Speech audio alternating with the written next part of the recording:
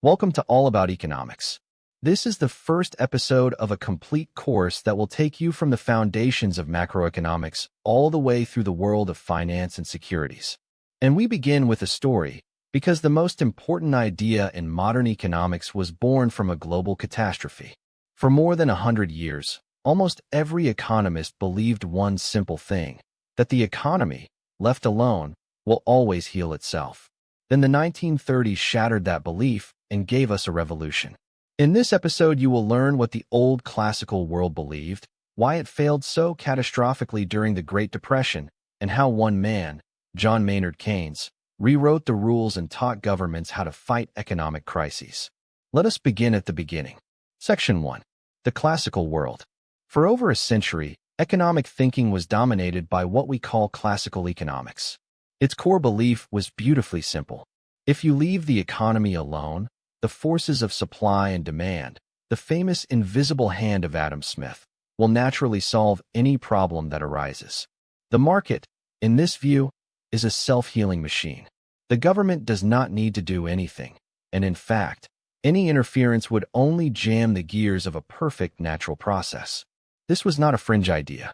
For generations, it was treated as economic gospel, the unquestioned foundation of policy across the developed world. To understand the revolution that followed, you first have to feel how total and how confident this old consensus really was. Section 2. The self-correcting mechanism. The heart of the classical model was a story about how the economy fixes unemployment all by itself. Suppose many people are out of work.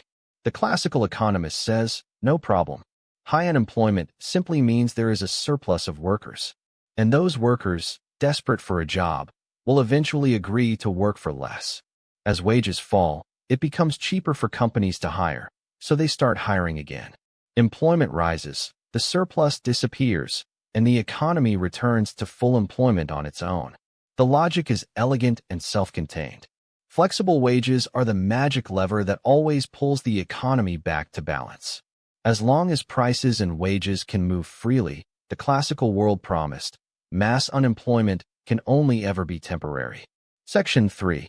The cost of doing nothing. This was not just a theory in a dusty textbook.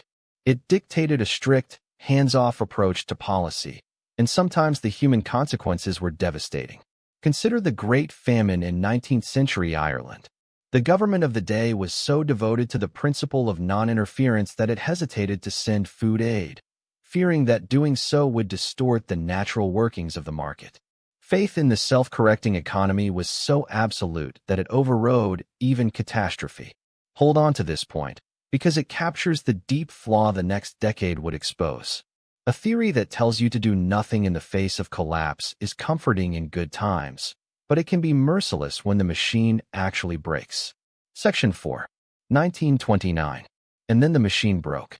In October 1929, the United States stock market imploded. But this was far more than a bad day for wealthy investors. It was the first domino in a catastrophic chain reaction. In that era, there were almost no regulations to protect the banking system. So when the crash came, banks began to fail. And when banks fail, they choke off the flow of money to the businesses and families that depend on them. Credit froze. Spending collapsed.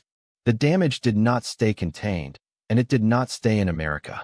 As the United States stopped buying goods from abroad, the crisis spread to Britain and then across Europe like a disease. A financial panic on Wall Street had become a global economic catastrophe. Section 5. The Great Depression.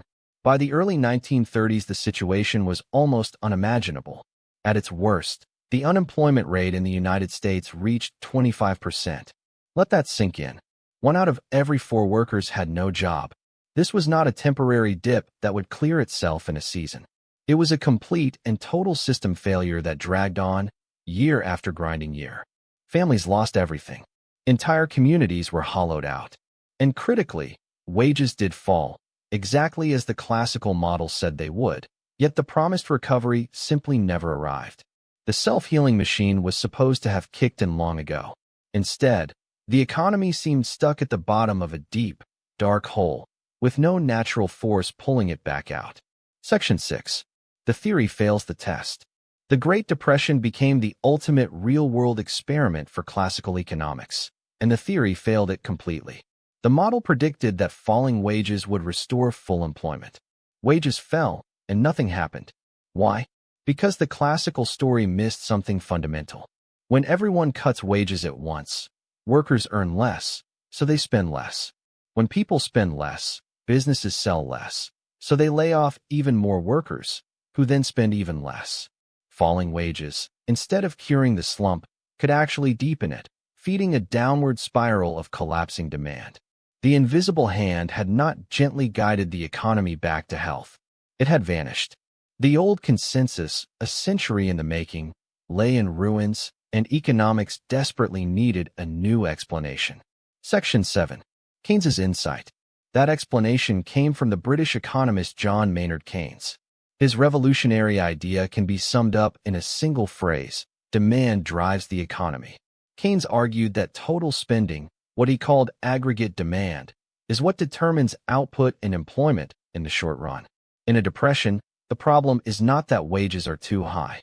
The problem is that there is simply not enough spending in the system. Households are too frightened to spend, and businesses are too pessimistic to invest. And here is the crucial twist.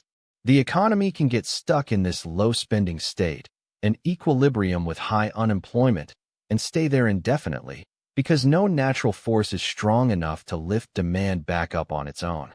The market, Keynes showed, does not always heal itself. Section 8. The revolution. If private spending will not recover on its own, Keynes asked, then who can break the spiral? His answer changed the world. The government can. When households and businesses stop spending, the government can step in and spend in their place, on public works, on infrastructure, on direct support, injecting demand back into a frozen economy and putting people back to work. This was the Keynesian revolution. It transformed the government from a passive bystander, forbidden to interfere, into an active manager of the economy, responsible for steering it away from catastrophe. Every stimulus package, every emergency intervention you have ever seen in a modern crisis, traces directly back to this insight. Keynes did not just explain the Great Depression. He handed governments the tools to make sure it would never have to be that bad again. Conclusion. We have watched a revolution unfold. For over a century, the classical model promised that a free economy would always heal itself through flexible wages and the invisible hand. The Great Depression, with its 25% unemployment and its endless years of collapse, proved that promise false. John Maynard Keynes gave us the answer, that demand drives the economy, that it can get stuck far below full employment, and that government spending can pull it back.